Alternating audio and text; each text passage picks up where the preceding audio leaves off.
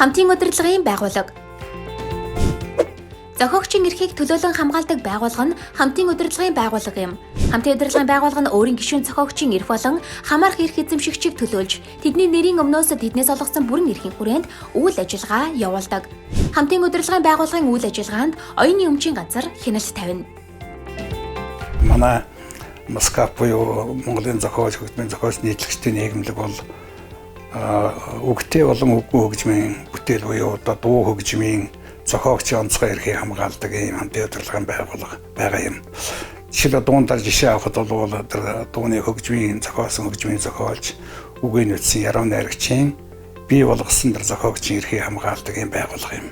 За энүүнээс гадна бол дуу хөгжим дээр түүнд хамаарах эрхийн хамгаалдаг бас хамтын удирдлагын байгууллага байна. За Монголд бол Монголын дуу бичлэгийн үндэсний дуу гэж байгууллагыг энэ бол энэ зохиогчийн саяхан хэлсэн энэ эрхтэй холбоотой хамаарах эрхийг байгуулдаг хариуцдаг юм байгууллага. Энэ хоёр одоо нийлжээж дорн бүтээлийн эрх болоо төгс судлахаараа хамгаалагдах юм учиртай юм аа. Ер нь бол зохиогчийн эрхийг тухайн зохиогч өөрөө хамгаалаад явах боломжтой хуулийн тийм эрх зүйн орчин бол байна. Тэгээ амьдралд баян учраас яг ингэж явж ирсэн байхгүй бид нар. Энэ бол бүрэн хамгаал болж шатдаггүй. Яагаад гэвэл ялангуяа дуу хөгжмийн бүтээл бол хэл хязгааргүй урлаг.